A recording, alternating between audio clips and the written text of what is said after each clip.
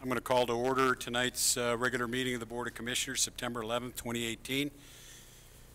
It's been 17 years since one of the worst days in American history, 9/11. And as we begin tonight's meeting, I'd like us all to remember one of the wonderful things that brought us together and united us, our sense of country, which is symbolized by our great flag. So will you all rise and join us in the Pledge of Allegiance? I pledge allegiance to the flag of the United States of America and to the republic for which it stands, one nation, under God, indivisible, with liberty and justice for all. And if you could, please remain standing. Let's take an extended moment of silence for those that were killed and the families impacted by this terrible tragedy. 2,753 killed at the World Trade Center, including 343 firefighters, 23 New York police officers, and 37 Port Authority officers. 184 killed at the Pentagon, and the 40 who died in Shanksville, Pennsylvania.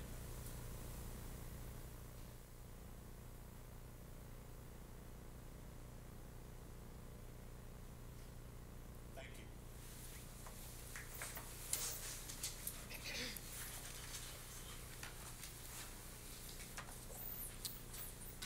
Okay, we have one minor change to the agenda. D1 will be removed at this point in time and handled at a later date. With that change, I know of no other modifications to the agenda. I'll entertain a motion to adopt with that change. So moved. All those in favor? Aye. Okay. All right, next up, public comments pertaining to items on the agenda. Alan Gardner. Thank you very much. Can you hear me? Does this work? Okay, good.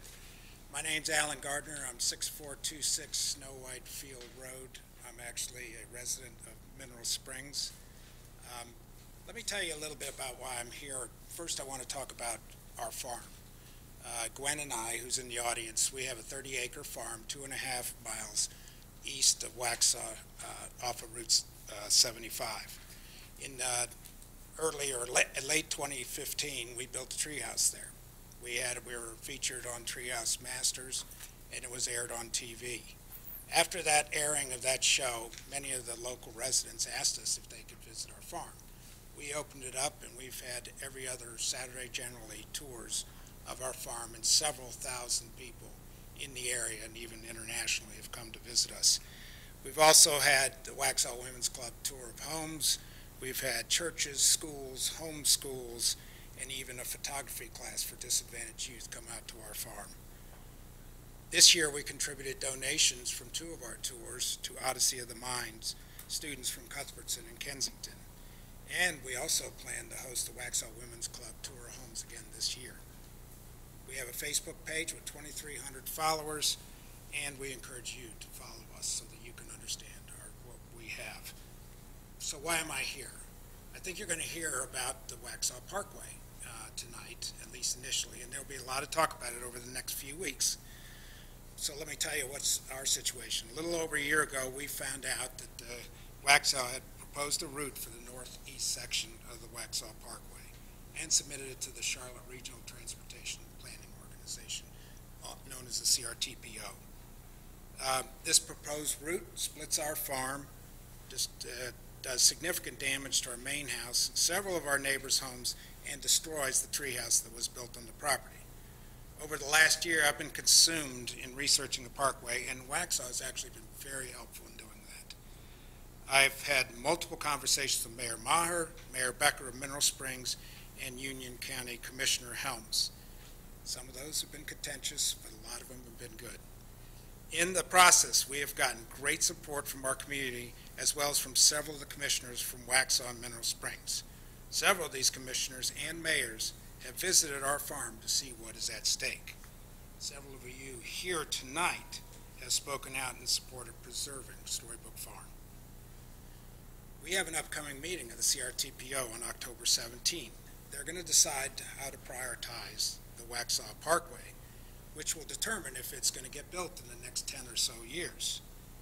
Well, Gwen and I are here to tell you that we support prioritizing the construction of this section of the parkway. We recognize that Waxhaw needs to get this traffic out of downtown. If you were driving here tonight, you would see that. We have come to this decision even though it could still have a great impact on our farm because of certain recent events. Mayor Maher has taken the lead with Mineral Springs and Union County in developing a letter to be submitted to the CRTPO on behalf of Waxhaw, Mineral Springs, and Union County. This letter seeks prioritization of the parkway, but also recognizes the weakness in the current route that was proposed, especially the lack of public input and consideration of the impact on homes. It addresses the need to take these into account in looking at alternative routes in the same general area. We are very grateful to the mayor for these efforts. Even the mayor of Mineral Springs and I have actually walked the ground, and we have found an alternative route that is much more sensible and does not, even though it touches our farm, does not impact our house or even any other houses, or does very minimal impact. While I recognize that the final decision is with the NCDOT, I encourage you to help and support, along with Mineral Springs, that we look at this alternative as a viable alternative. Thank you very much. And sorry Thank you. for going over. Gwen? Good evening. I'm Gwen Gardner, also with him. Your Honor, Commissioners, thank you for letting me speak tonight. This whole thing started with a little girl wanting a treehouse. And having older parents, they said, oh, sure, why not? Let's build a treehouse. So a few years into that, we did. After we saw the show, we thought, let's build a treehouse. We had no idea what a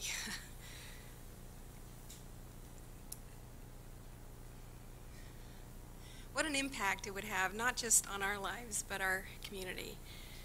When people found out about where it was and they started calling, they wanted to come see it, we were more than happy to share it. I mean, we feel extremely blessed, and we're happy to share it, and it has just blossomed into, you know, kids coming out and finding out where food comes from, you know, out of the ground, and not be afraid of little baby goats jumping on them, and, you know, getting to brush miniature donkeys. And, you know, when you live on a place called Snow White Field, you want to have your farm called Storybook Farm because it just sort of fits.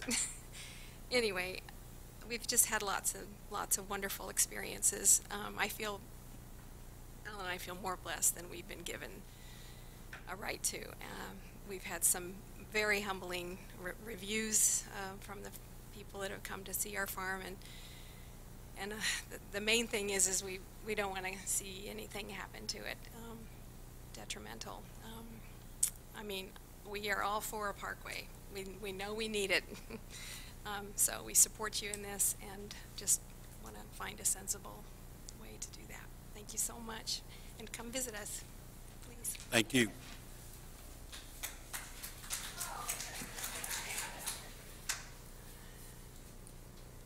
Next item up is the consent agenda. I'll entertain a motion to adopt the consent agenda as presented. So moved. All those in favor? Aye.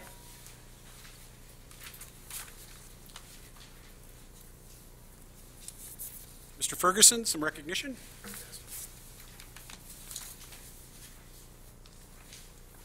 Nick would come on up. Tonight, Mayor, I have the honor of recognizing Nick Vanwig. Nick, come on up to the front.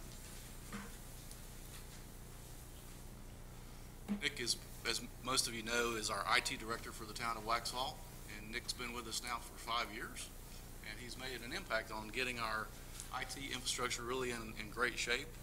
And what you don't know, or we don't really advertise a lot, is that our system here is backed up in multiple ways, and Nick has taken a leadership role in making sure that we have some good equipment and good service for our residents and our staff to use and enjoy. So Nick, I want to say thank you for your 5 years of service, and congratulations.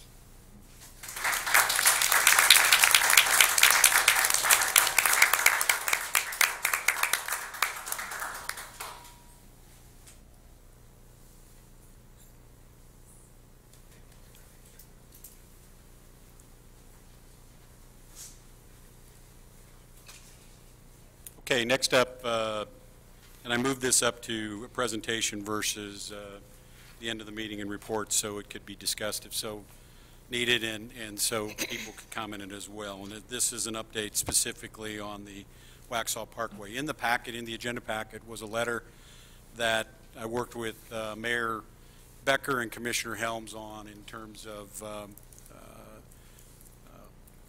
the spirit and the intent of how we would like to see the Waxhaw Parkway proceed. My thanks to NCDOT and specifically Stuart Basham and Neil Burke, who made the original engineers that were on the ground in 2009 available to explain the process they went through, but also the very important step that was missed back then.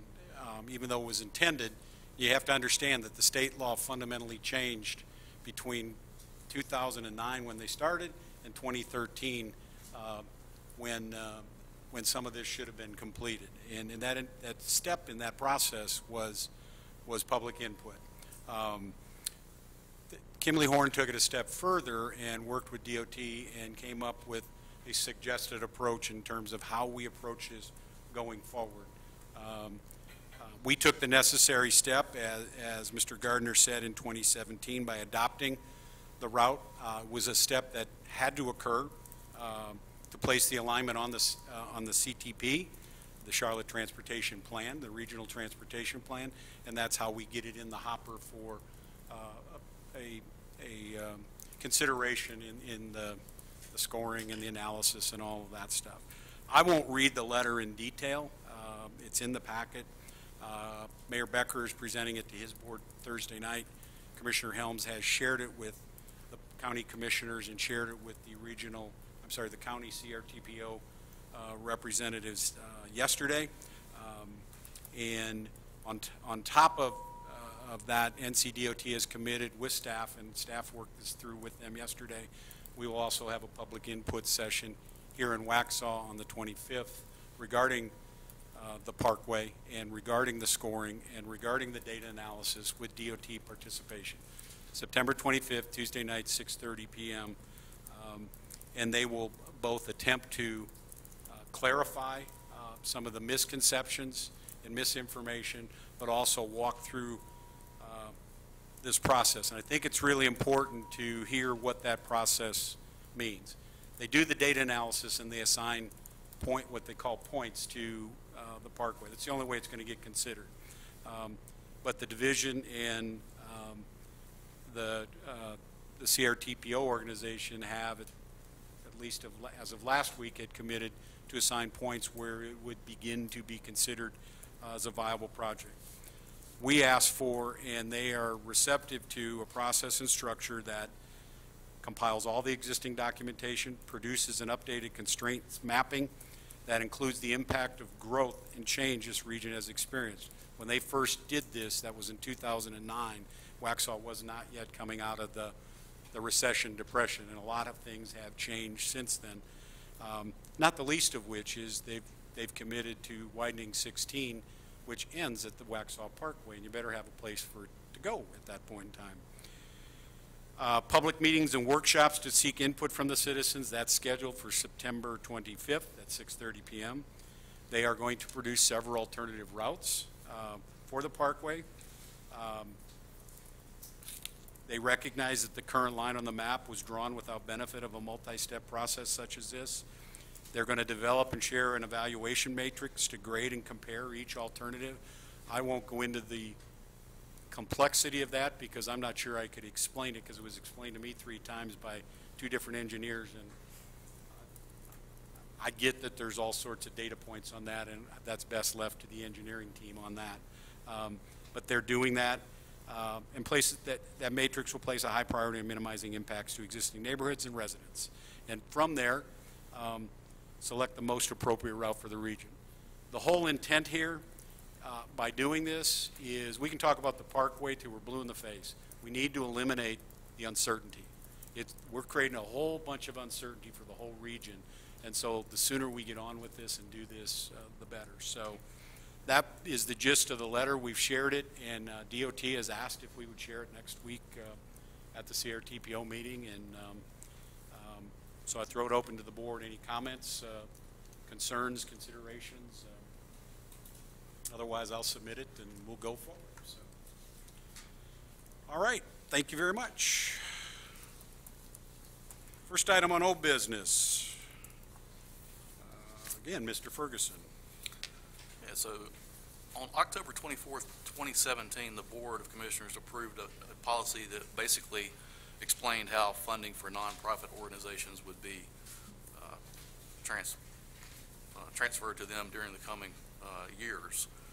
It replaced a 2016 external agency funding policy and any other policies that were in place at that time.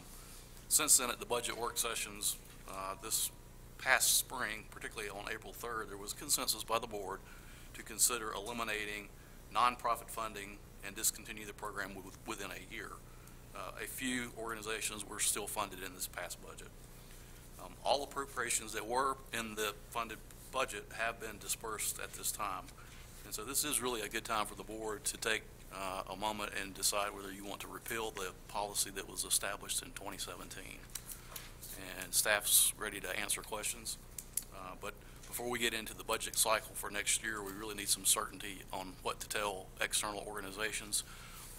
One point of clarification, it does not affect our fire department. So if you recall, a few years ago, we removed the fire department from that funding discussion. It also would not include a organization that we have a contract with. So if we have a contract for services or exchange of goods and services, it would not include them. So as an example, the women's club in the parking lot, that would be a Correct. contractual relationship, not a... Correct. Board, discussion, action, motions? I was happy with the policy that we developed in 2017 in that it sort of ended a carte blanche approach to anybody that came and asked us for money by, requiring that it be beneficial, directly beneficial to the citizens of Waxhaw. And I think we even talked at the time that there were certain agencies that supplement what our town police department and our fire department do, such as Turning Point. They provide a service that the town does not. I'm happy with the policy, the way it reads. I'll give you a little bit of an update. This was a popular topic out on the mayor listserv for the League of Municipalities, and the majority of municipalities are going this route of eliminating this, eliminating the funding for not-for-profits. That is consistently being implemented across the state. So, further discussion, motions?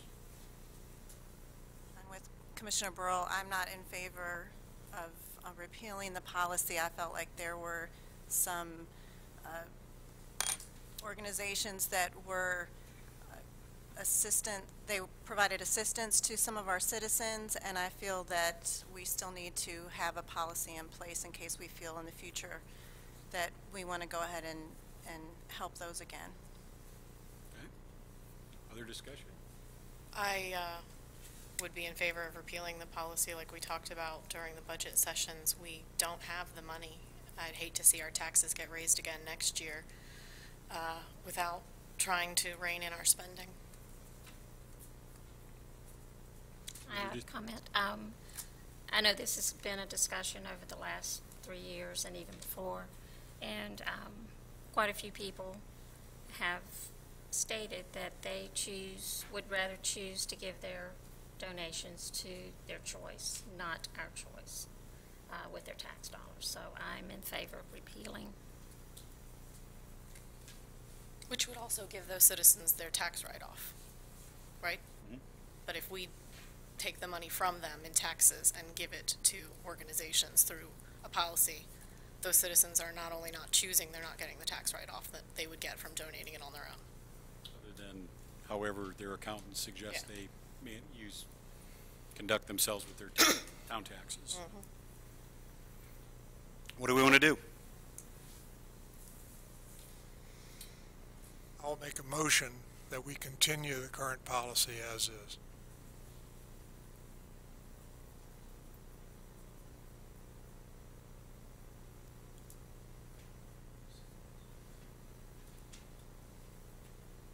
help me here, Greg. Does the policy currently state that we would move towards eliminating? It gave notice that. This action in here is to rescind the policy. Correct. The policy stated that we were moving toward lowering our contributions and that agencies should not become dependent upon any town contribution because it was not guaranteed. So is there any definition in it in terms of like so much amount of money, so much budgeted, or anything like that? Yeah, there was a cap, and the cap, I believe, was $30,000, and there was a $5,000 maximum per organization. I believe that's correct. Okay. So your motion is to repeat it, please.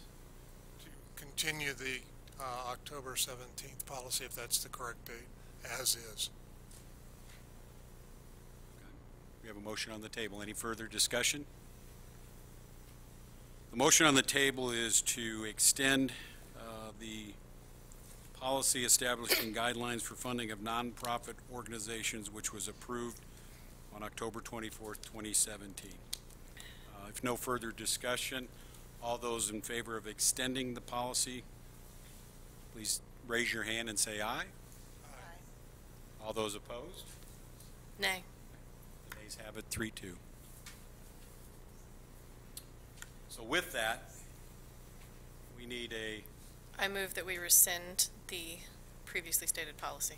so we have a motion to rescind the previously stated policy approved on October 24th, 2017. Any further discussion? All those in favor of rescinding, please say aye and raise your hand. Aye. All those opposed? The ayes have it, 3-2. So the policy is rescinded. New business, Lisa White, Finance Director. As part of, you saw a lot of things that was approved in the consent agenda around ethics, conflict of interest, and the like. We've been doing cleanup on this whole area, and one of which was fraud and whistleblowing policy needed for the town. And with that, Lisa, we'll turn it over to you. Right. One of the policies that is standard and recommended by the Government Accounting Standard Boards, the Government Finance Officers Association, as well as our auditors, is a fraud and whistleblowers policy. And so we have a draft there for your review and approval if you like. The policy just has some definitions of what is considered fraud, what's appropriate behavior, and it gives some options for employees to report that fraud if they feel like there's anything unusual or suspect. They have a couple options of who to report it to. It'd be either the town manager or the HR director. A person, either an employee or someone in the public, can report something anonymously if they choose. And it also provides protection for employees, and that's where the whistleblower part comes in. No employee can be retaliated against or in fear of their employment if they report anything, so they're protected if they report something. And I'd be glad to answer any questions. Any questions for Lisa? Any further discussion? Anybody care to make a motion? Motion to adopt the Waxhaw fraud and whistleblower policy. So we have a motion to adopt the proposed fraud and whistleblowing policy. Any further discussion? All those in favor signify, raise your hand by saying aye. Aye. Aye. Ayes have Thank it, 5-0. Thank you, Lisa. Okay. We have no general public comments tonight, and so we'll go on to reports. I just had a couple of things that I want to comment on. Thank you to everybody on the Board of Commissioners for the interview process that we went through last week. You gave up Thursday night to interview 15 or 16 people. We got one more round with 3 candidates in a couple of weeks, but I think it was a worthwhile process for us to go through, and I think the candidates all respected the process as well. I want to encourage everybody to sign up for Code Red. It's unfortunate that we have to say it, as we're approaching Hurricane Florence. It's a valuable tool. It's a way to have communication in another means besides social media or the website. Alerts will come that way. I'd encourage you to look for on the website the flyer that the staff has put out. They got in front of this faster than most everybody in Union County, and it's all about the preparedness and the like, and where to stay informed. But terrific job by staff, and obviously everybody stays safe. Finally, I just want to thank the events team. Two things. They did a marvelous job with jamming at the tracks this year. They showed some adaptability and made some changes, listening to citizen comments, and they spaced it out and offered music that appealed to different age groups. And having been to all of them, you could see the different age groups and the demographics go to the ones that they like, which I think is the essence of reaching out to the community, and was well received throughout the summer. And then finally, I just want to thank the staff for the great job that they did today with the 9/11 remembrance. It was solemn. It was so nicely done, and kudos to the staff for that. Commissioner Burrow? Just to add to that, I really would like to thank all the first responders who participated in this morning's ceremony. There are one or two here. Don't know how to thank you enough. Commissioner Wesley? Just hope everyone stays safe over the next few days, and hopefully Waxhaw is spared any major damage through this hurricane. Commissioner Burns? Just thank you to the staff. That was an excellent program this morning. I really enjoyed it. It was very touching. The same. The staff did an amazing job this morning. It was emotional and beautiful, and it was really touching to be there. Okay. And turn it over to Manager Ferguson. Talk about some community events that are coming up. They're on the screen there, and we're getting into our fall festival season. There's a lot going on. The month of October is just jammed with activities and events, and our Park and Rec team and the event staff will be really engaged and pulling off a lot of really nice events. So try to come out and be involved in as many as you can, and we look forward to a great fall season. In the category of emergency preparedness, there was some communications that went out today. There will be communications going out tomorrow. There are emergency management meetings that will be taking place during the day tomorrow.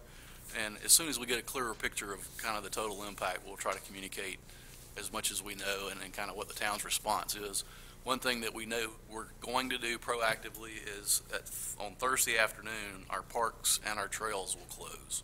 So if you're planning on using a trail, you probably want to do that tomorrow, because Thursday they'll be starting to shut those down and close off access, because a lot of those are in areas that can be susceptible to flooding.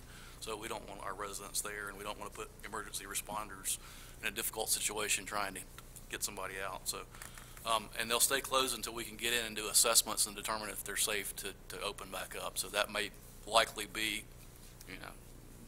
at least through the weekend. It'll probably be into next week sometime, depending on how much rain we get. I want to recognize Matt, our town engineer, if he could come up and give an update on about 3 or 4 different items that we've had some interest in, and some good things that are happening as far as improvements in town.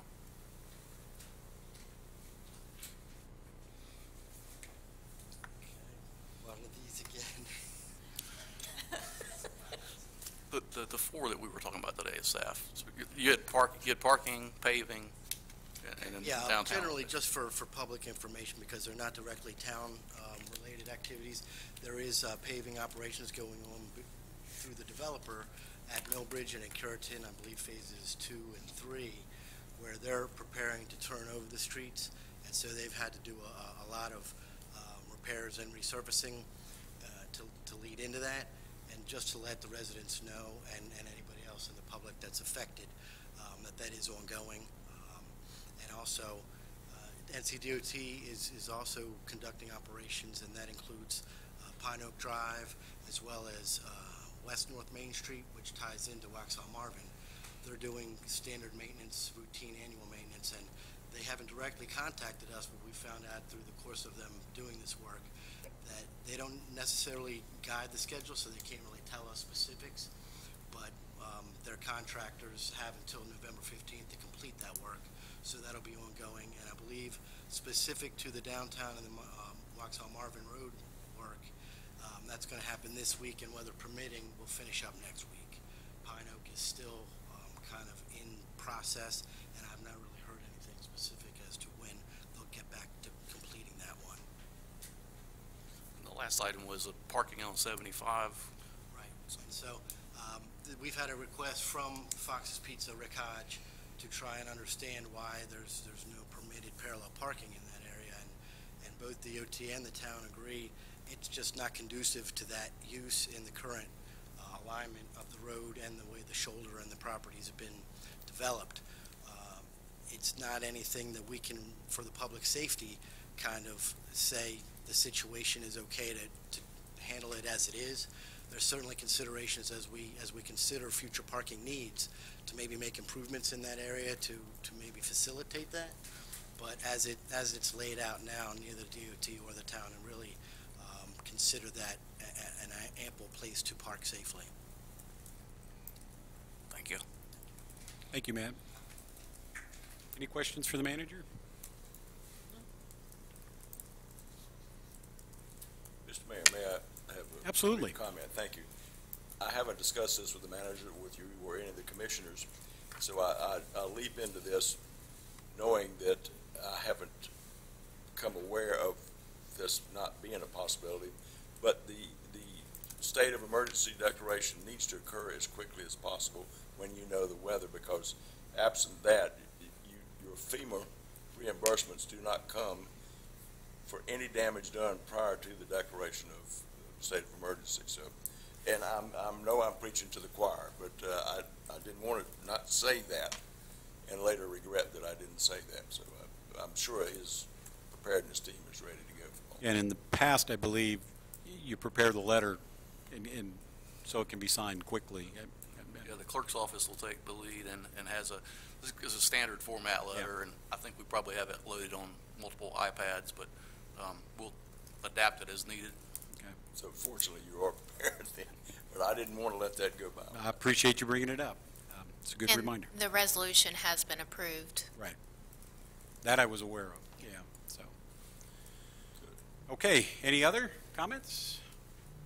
If not, we have no closed session topic. I'll entertain a motion to adjourn. So moved. All those in favor? Aye.